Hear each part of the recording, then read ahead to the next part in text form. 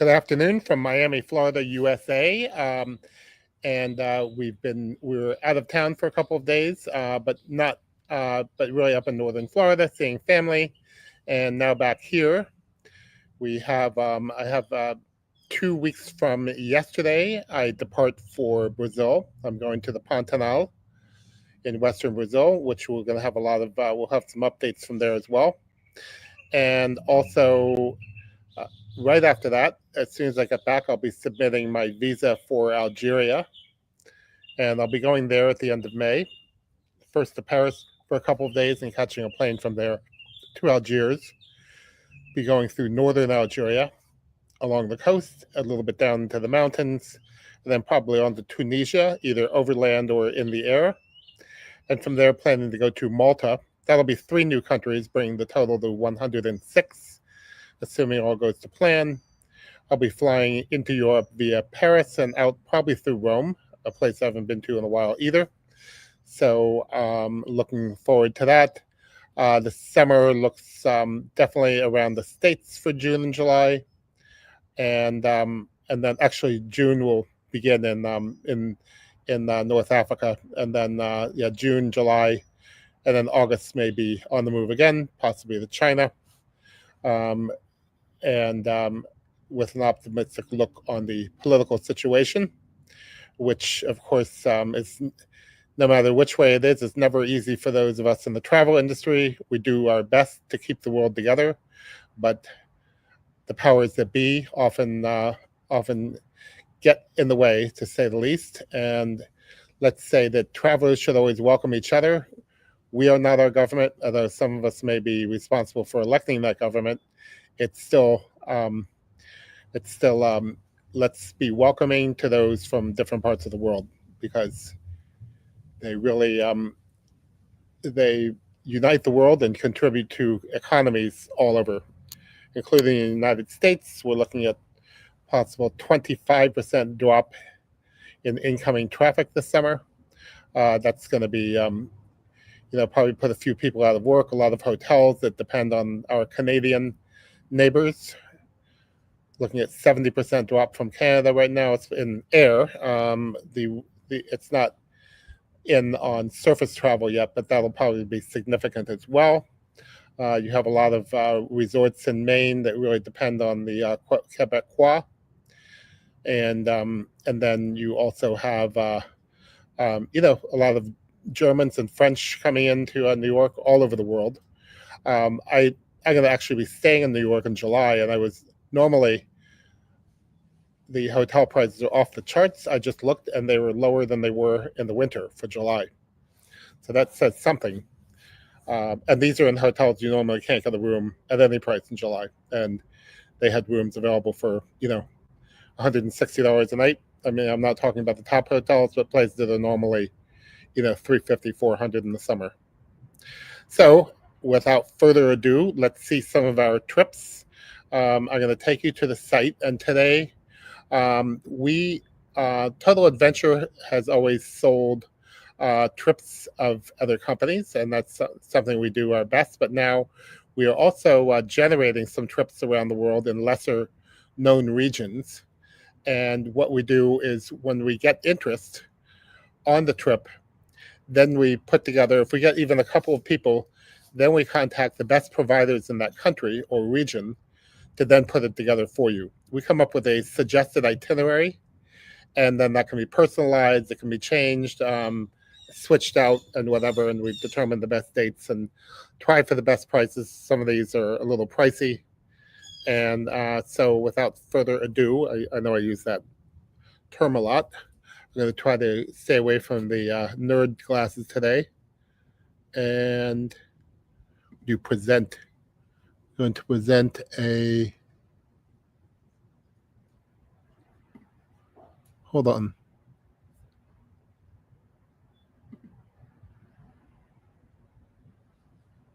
Share screen, okay? Okay, so here we go. Wow, that's really beautiful. Where is that? This is one of our new trips that are coming up in. It's not complete yet, but it is Pakistan. And so yeah, this is a company called Adventure Touristic. They haven't filled in the itinerary yet, but it's looking pretty exciting. I can't wait to see what they have. And yeah, but I mean, Pakistan's one of these amazing countries as well, but you really need the security of traveling with a group. It's not, unless you're really experienced in that part of the world, it's best to go with a group. I do know, I do have a friend who worked there. He was in the UN Child Health Program, and he worked there for a couple of years. So he's somebody who was experienced enough to travel on his own, but I wouldn't recommend it for a lot of people. So what we're going to do is, speaking of other areas of the world that are not really on most people's radar screens, but I've gotten this interest in setting up a trip for two people in the Congo. So here we are. We're going to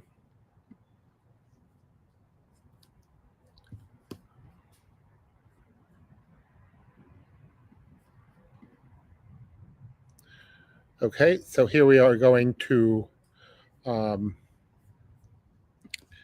really in the heart of Africa, the heart of darkness, as Joseph Conrad called it. And here we go to the Democratic Republic of the Congo. I recently passed through there on the plane. I was on my way from Johannesburg, South Africa, to Lomé, Togo, and the plane had a refueling stop, and passenger change, let off passengers and took on new passengers at the Kinshasa Airport, Ndibili Airport. I don't think I pronounced it right, but we had about a 3-hour layover. I didn't get too many. I got a couple of video shots of landing and taking off because our phones had to be turned off. That was the announcement we got on the ground, all phones off. So I think I managed to make a Facebook post from there. So here we have the Democratic Republic of the Congo, and so these are, since we don't have our own pictures, we actually use generative AI to create pictures, because we have a policy that we do not use other companies' pictures without their permission. And in this case, we really don't know many operators in the Congo until I recently discovered a very good one. So what we have here is, and this is the suggested itinerary. Note what it says in the top. I'll read it to you. It says, this tour has been planned but does not have definite dates, and due to remote location, itinerary is subject to change. This itinerary can also be personalized and tailored to a small group. Do not book now. Contact us directly at travel@totaladventure.travel. So that's, although there's a price and a date, it's we're saying don't book it because we need to work with you personally. We're going to be starting to do that. We're going to have adventuretravel.ai take over some of those functions, and we'll probably have a video chat function built in, and that way somebody can step in, probably myself, but maybe other people, maybe people actually conducting the tour. So I think we may have that with a video, and that way can get really. So here's what we have: Kinshasa arrival, exploring the cultural scene. Kinshasa is actually just a really good nightlife, and yeah, live music and dance. By the way, in the eastern part of the country, things are not so good. It's there's war going on, and resources like gold, copper, and various rare earths are being plundered and taken out of the country for sale. We have the Congo River, which I saw from flying over it. It's a good 2 or 3 miles wide at Kinshasa. I'll have some video of that up. I do have some video of that. It's was a little hard to get it because it was misty and cloudy over the and you know, when I stood out on the top of the stairway ramp, it was really you could just tell you were like in the deepest, darkest jungles, even at the airport. simple local cuisine, which is very interesting as well. Um, so this is going into Kinshasa surroundings. The trip we have planned out here is within about a 200-kilometer radius of Kinshasa. While that doesn't sound much for us in the Western world, 200 kilometers could be a 2-day trip. So in other words, it may not be far in distance, but it seems far when you're driving it.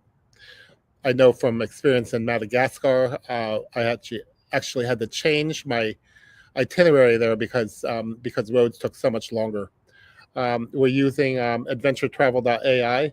We'll do analysis of the roads in these countries that tells you whether your itinerary is realistic for a certain amount of time or not. The Batiki Plateau, Zongo Falls, Les Chutes des Zongo in Francais. Um, in the Democratic Republic of the Congo was the Belgian Congo, but I believe they spoke mostly French. I'm not sure if they spoke Flumps or not. But so yeah, we have all of these. Kisanji, Goma. Kisanji and Goma will not be done because that's kind of in the war zone, and you have to fly to that, and it would be very. So unfortunately, that's cut out for now, and we'll be taking that out of the itinerary when this is edited down in the next day or two. But the rest of these are within the capital city of Kinshasa. Fishing, beaches, cultural experiences, of course. You have to check this out. I'm going to copy it in. Right there is the address. I'm going to copy that in. Nature walks and hiking.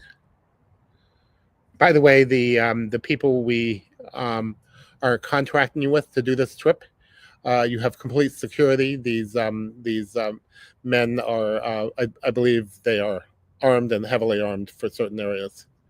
So, just one of the things that you, like I say, this website, totaladventure.travel, is not for the typical tourist, as we say. It's for the experienced adventurer. If you're looking for the all-inclusive, all the margaritas you can drink package to Cancun, there's a million other sites to do that. Of course, we do Mexico, but we do like climbing Pico Orizaba, rafting down some rivers in Chiapas, and things of that nature. So you could go to Cancun on that trip too as a little before and after entertainment. I've been, by the way, to every part of Mexico except Baja, saving they say I'm saving the best for last. We'll see on that. The Inga Dams, and lots of photography. I mean, this is really the back of beyond. So if you can get to the Congo, we are going to be updating this. Let's see. Right next door is the Republic of the Congo, also known as Congo Brazzaville in Francais. This was owned by the French, and the capital is Brazzaville. It's just across the river from Kinshasa, actually. So there are two different countries. You can actually take a boat over, and you could continue your trip. Now, Congo Brazzaville is more safe, and the government, you would possibly be able to get around there by yourself. Although it's always good to have guidance with you, but probably don't need the security as much as in the Democratic Republic of the Congo. This country is peaceful. There's no uprisings or wars at the moment. So here we have, these national parks are primeval. It's probably the closest thing you can get to Jurassic Park without the dinosaurs, although there'll be some pretty amazing wildlife. And so here we have Kinkala. Again, these pictures are generated by DAL-E, part of ChatGPT. And so this is it. We also work with Grok for up-to-date information, but mostly get it from ChatGPT. So that is what we have for the Democratic Republic of the Congo and the Republic of the Congo. And at this point,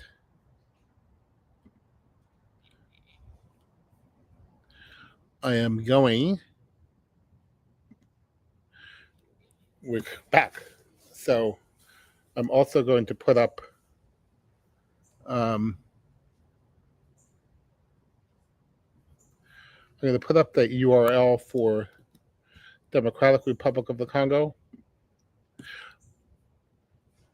And just a minute, I forgot to do the other Congo. I'm going to get that up as well. Bear with me for a minute.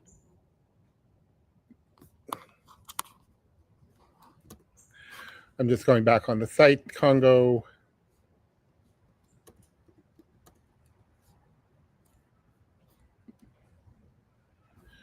And this one is for Congo Brazzaville.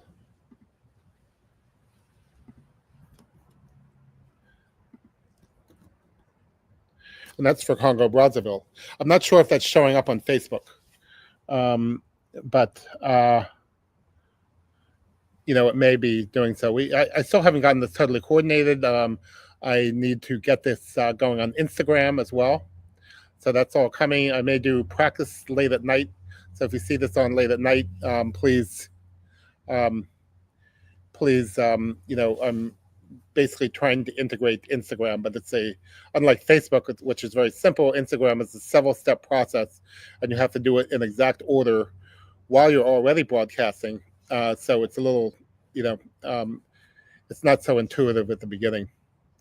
You can reach me here you can reach me directly on my Facebook. That's probably the best and easiest way to get to. You can also inquire directly.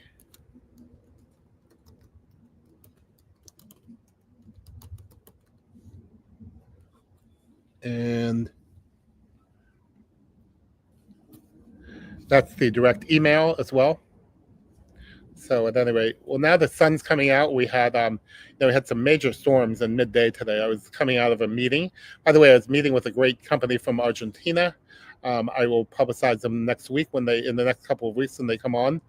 They do amazing trips all over Argentina, everywhere from the Andes to Tierra del Fuego, Iguazu, and Salta, all that area. And they're going to be having some trips coming on.